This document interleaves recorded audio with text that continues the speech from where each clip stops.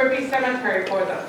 And their teacher, Dina Boyd, and some of the high school students will be here on November 23rd. They're going to be interviewed by Chuck. And so it should be a good program, and I really hope you all come because this is a really good chance to get young people in our community interested in history and doing something civically, and it's a chance for all of us to learn from them, I guess, as well as them learning from us. So I hope we'll see you there.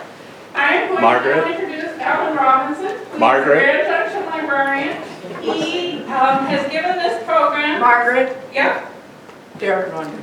I don't know if this is too soon to announce, but I met with Chuck about that Rippy thing, and if everything goes right, that will be the fall play 1 year from now. Thank you very much for announcing that. Yes, performed by Greene County students. Yes, Chuck has told us on the committee that too, and I just didn't say it, so thank you for saying it. Yes. They are going to do it as a fall play, and we hope to do more. There's hopes to having, he envisions having a troupe of high school students outfitted in uniforms to march in parades, and we might have a mural.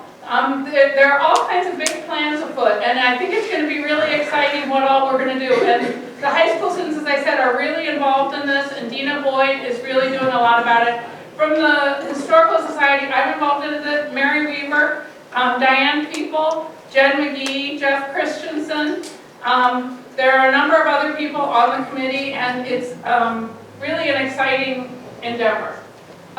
Anyway, getting back to Alan Robinson, he has given this program earlier this year in Grand Junction, and we heard that it was absolutely wonderful. So we asked him if he would be willing to give it again here, and he graciously said yes. So thank you, Alan, very much for doing it. We really appreciate it. And thank you for being here. I'll introduce you, and there you go. Oh, thank you.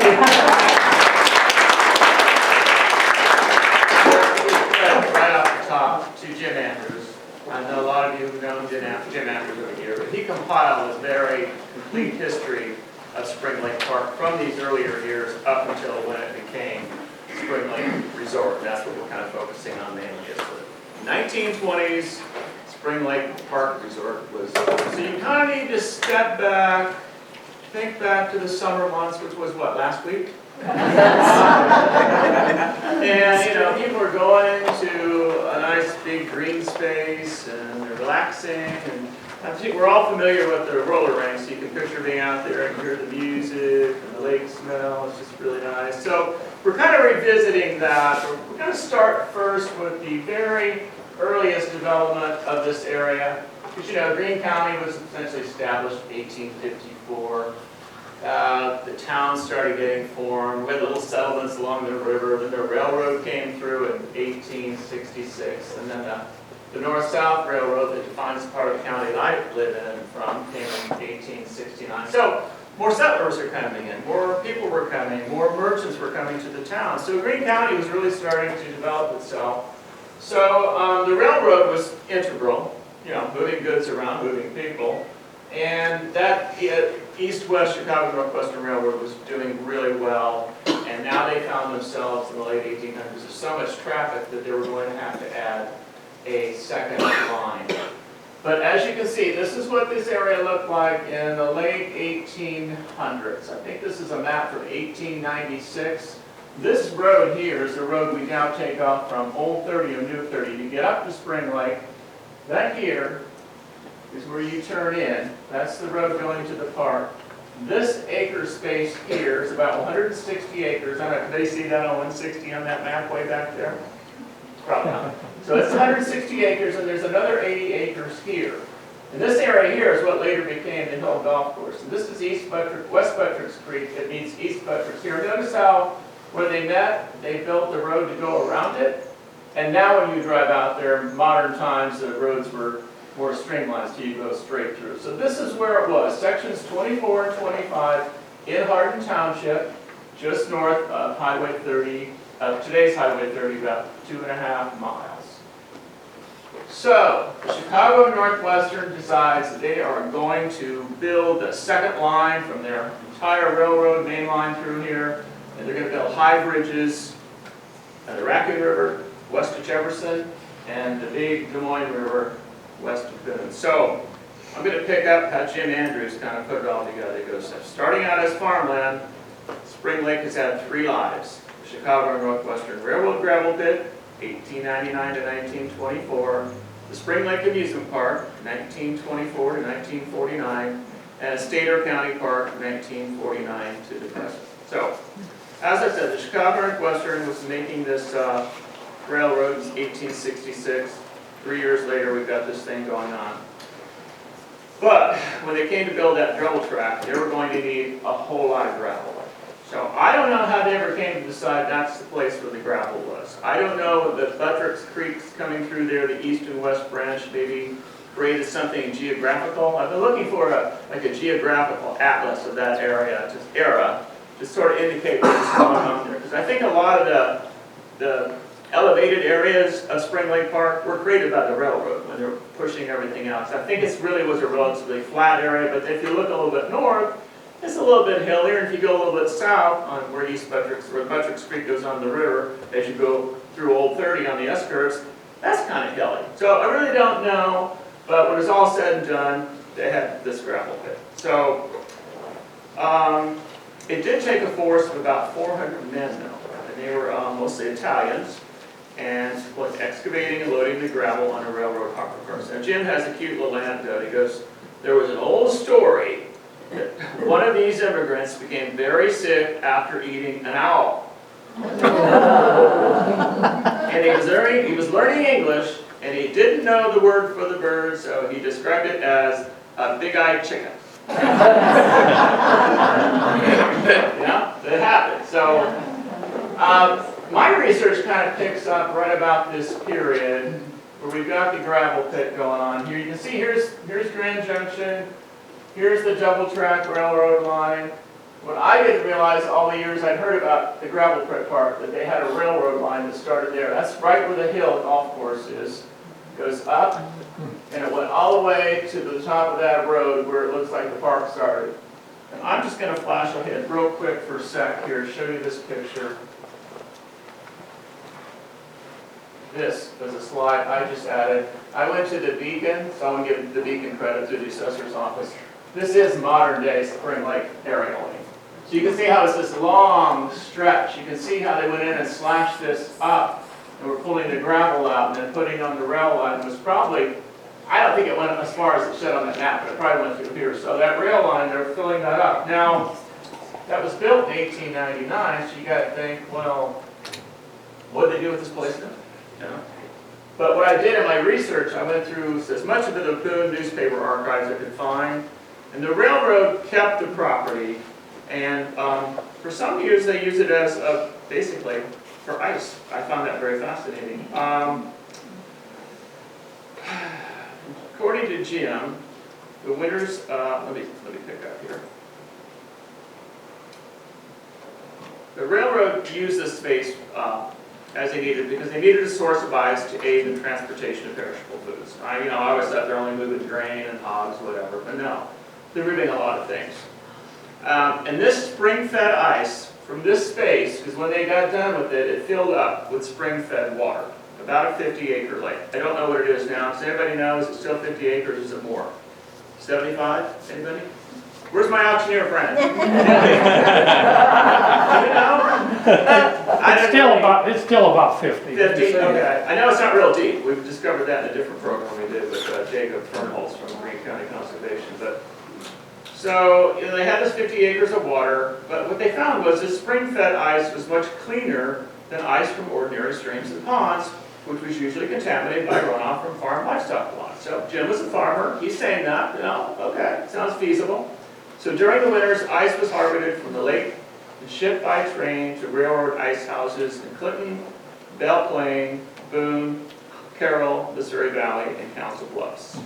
In January 1908, an article in the Grand Junction Globe newspaper reported 5 railroad car loads of ice a day were being loaded and shipped out. In fact, the workers were being furnished with miner's lamps on their caps, so work can continue at night. So it must have been a fairly cold winter in 1908, as the Spring Lake ice was said to have been 15 inches thick. So you can imagine a railroad with all these passenger cars and dining cars. You need to keep your perishable foods on ice. And I'm sure they probably had other places they were shipping the ice to. I remember growing up, my mom telling me, growing up back in the 30s, that everybody would have an ice box. And then the iceman was going to deliver the ice, and she never told me where they got the ice. Places like this, I guess. Ice places. So here we have a photograph. Oops. They're loading and picking ice, loading and packing ice for the Northwestern Railroad from their northwestern pit located on the site of present Spring Lake. I'm not sure where Jim got this photo. I don't know if it came out of maybe one of those historical recaps they did for the centennial of Greene County in 1954, or it could have been the Grand Junction Centennial booklet. I'm really not sure, but I kind of looked closely at this earlier today. You see the big blocks of ice here. They're sliding down, looks like some sort of apparatus, and they must be getting loaded into, well, I'm sure these are railroad cars. So I did a little bit more research, and I found, I think it was a story in the 1920, December 29, 1920, Boone News Republican about an ice harvest to start soon. Quote, considerable amount of ice is cut at Clinton and the gravel pit at Grand Junction. Ice cut at Grand Junction is stored at Ice House at the Boone Rail Yards. The work would last about 10 days, and they need 50 extra cars required for the task, or 50 extra people, excuse me, required for the task. The cut ice is used in the dining cars, Pullman cars, and coaches on the Northwestern trains. So they were still using this all the way up through about 1920, and I found some other information that apparently the railroad just kept, on top of the property, probably using it as some sort of reserve, but they were doing something, and it wasn't ice season. I don't know, they still had the line, I don't know if they stored things there, but it said they had, 4 or 5 rail cars set off, and the wives of several of the married men would come over in the early part of the summer and get them decorated like homes, and then the wives and the kids would be there all summer long working while the husbands are working, and then they had 4 or 5 single men living in another sort of refurbished rail car. So it was some sort of a railroad compound going on out there. But all the years I grew up in Grand Junction, I never really heard people say much about what was going on at that gravel pit after this whole ice thing ended, and the bridges were built, and the rail line was double tracked. But I did run across several mentions of the pit. Because growing up in Grand Junction, we also had the Emmett St. L pit. That's right off 144 as you go north on the way to Dana. So it's a little bit smaller, and it's around. I went out with my best friend and his dad. His dad liked to fish. I was never so bored in my whole life. There's nothing to do. It wasn't like Spring Lake, it was just a pit, around circle water. So now that brings us up to what I call the transition years, 1917 to 1922. Everything changed for so many people once the soldiers went off to Europe for World War I. Here in Greene County, Lincoln Highway was being developed, and I remember reading here in Jefferson that they had such a wherewithal, and it was so forward-looking that they were one of the very first places in Iowa to pave I think it was 2 miles to the west, 2 miles to the east, to bring that nice hard surface road to this community. So you can imagine they're probably doing a better job on the streets in the community. They were probably doing a very good job on our rural gravel roads, because those rural gravel roads were kind of a mess for most of the years up until when we get to more modern times when the cars are being developed. I think it was very hard for farmers to get out in the winter. It was even hard in the spring, because once the mud took hold on those roads, you couldn't really traverse them to go to market work in town. So the Lincoln Highway is underway. It was the nation's first transcontinental highway. It was developed in 1913. So there's a lot going on there with that.